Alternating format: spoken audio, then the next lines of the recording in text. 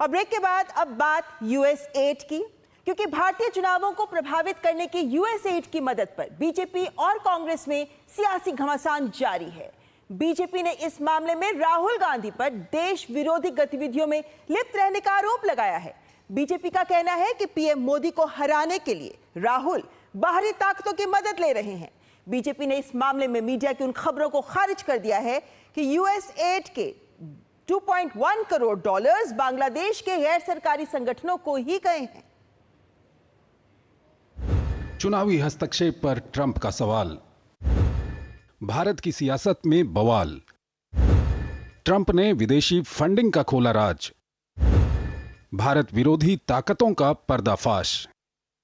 अमेरिकी राष्ट्रपति Donald Trump के खुलासे के बाद राजनीतिक आरोप प्रत्यारोप तेज हो गए हैं।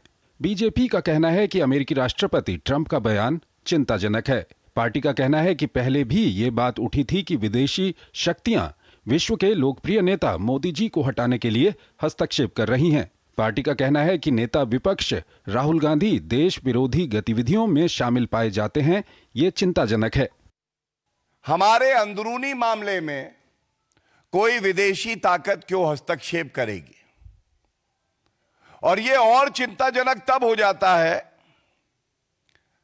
जब कांग्रेस पार्टी नेता प्रतिपक्ष राहुल गांधी, जो कि संविधान की शपथ लेते हैं, वो देश विरोधी गतिविधियों में संलिप्त पाए जाते हैं।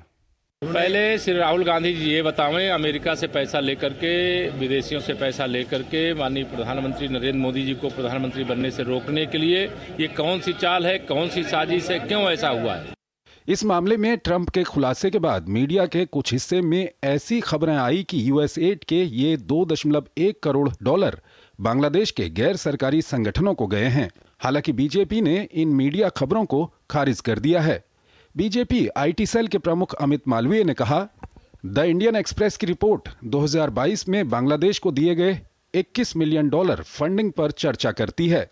हालांकि इस लेख में 21 मिलियन डॉलर की उस फंडिंग का गलत संदर्भ दिया गया है, जो भारत में मतदाता टर्नआउट को बढ़ावा देने के लिए थी। लेकिन द इंडियन एक्सप्रेस ने बड़ी चतुराई से 2012 में भारतीय चुनाव आयोग और international foundation for electoral systems के बीच हुए समझौता ज्ञापन को नजरअंदाज कर दिया है। ये संगठन जॉर्ज सोरोस की ओपन सोसाइटी फाउंडेशन से जुड़ा हुआ है और इसका मुख्य वित्त पोषण यूएस एड द्वारा किया जाता है। उनकी रिपोर्ट 2014 से शुरू होने वाली उन फंडिंग्स पर भी चुप्पी साधे हुए है, जो विभिन्न माध्यमों से भारत की चुनाव प्रक्रिया में हस्तक्षेप करने के लिए दी गई थी।